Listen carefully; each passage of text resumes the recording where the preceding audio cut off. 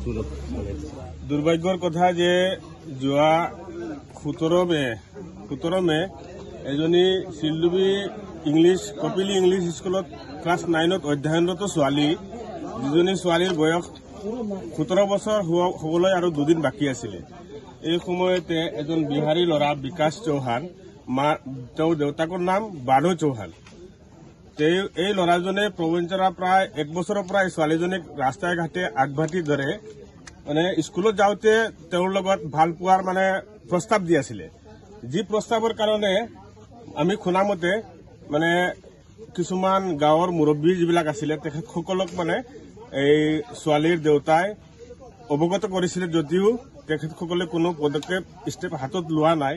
তাৰপিছত থানাতো অৱগত কৰা হৈছিল জেংখা থানাই এই ল'ৰাজনক উঠাই নি পেলাই তেওঁক কিবা বুজাই যে ছোৱালীজনী মাইনৰ আছে, এইবিলাক কাম নকৰিবি, কাণ ধৰাই পেলাই তাৰপিছত খেদি পঠিয়াই দিছে আজি 1 বছৰ আগতে।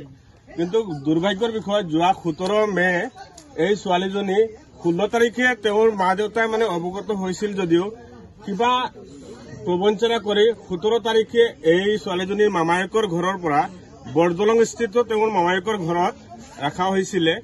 তেতিয়া কি কৰিছে, এই ল'ৰাজনে ৰাতিপুৱা 4 বজাত এই ছোৱালীজনীক কিডনেপ কৰি পেলাই লৈ গুচি গ'ল।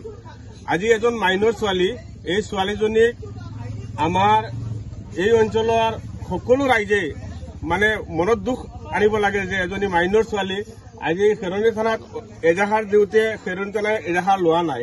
তাৰপিছত লংকা থানাত এজাহাৰ দিছে, তেতিয়া 10 দিনমান ঘূৰাই তেতিয়া তেওঁৰ ছোৱালীজনীৰ দেউতাকক কৈছে যে এইটো আমি নোৱাৰিম, ডাইৰেক্ট তেওঁ চাৰেণ্ডাৰ হৈছে। তেতিয়া চাৰেণ্ডাৰ হোৱাৰ পিছত তেতিয়া SP ছাৰৰ ওচৰতে গৈছিল শংকৰদেৱ নগৰ।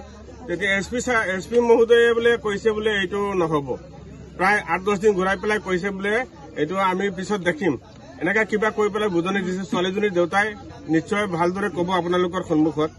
কথা হ'ল এতিয়া এজনী মাইনৰ ছোৱালী 17 ইয়াৰ্ছ এজ হয়, এই ছোৱালীজনীক আজি এজন ল'ৰাই যদি অপহৰণ কৰি লৈছে, এই ছোৱালীজনীক আমি ন্যায় পাব লাগে, ছোৱালীজনীক উদ্ধাৰ কৰিব লাগে। এনি হাও ছোৱালীজনীক যদি আমি নাপাওঁ তেনেহ'লে এই আমচুক সংগঠনৰ ওচৰত বিচাৰ দিয়া হৈছে।